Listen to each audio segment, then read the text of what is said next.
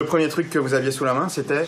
En fait, non, j'ai fait de l'escrime médiévale quand j'étais étudiant, donc je faisais des tournois, et donc j'ai toute une collection de vieilles épées qui traînent, mais qui sont des épées de tournoi, elles sont pas tranchantes, elles sont pas pointues.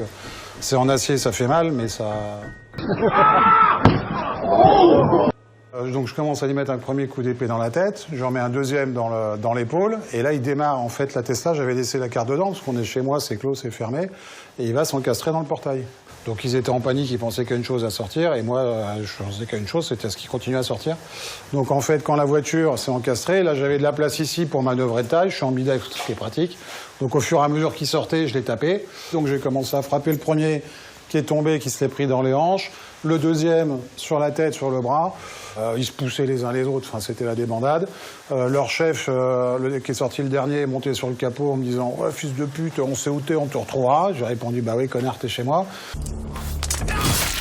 Je savais pas ce que ces gars voulaient, je savais pas ce qu'ils faisaient là, je savais pas jusqu'où ça pouvait aller. Donc, ce qu'on a qui m'ont dit, ah, mais tu te rends compte, si t'en avais blessé un ou t'en avais tué un dans les faits divers, machin. Je dis, bah ouais, mais dans les faits divers, je préfère être le mec qui a buté un salopard que le mec qu'on enterre avec une petite marche blanche parce que le pauvre, il s'est fait agresser par des racailles.